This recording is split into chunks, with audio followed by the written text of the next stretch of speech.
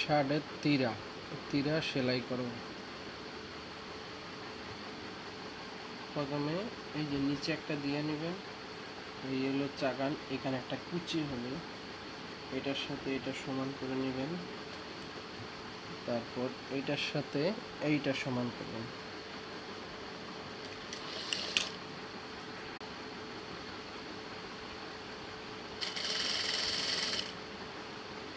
এই যে চাকান, এই যে চাকান, এখানে একটা কুচি হবে, আর একটু সেলাই দিয়ে আনবো। তারপর এই চাকানের সাথে এটা মিলবে, আর এইখানে এইভাবে একটা কুচি হবে।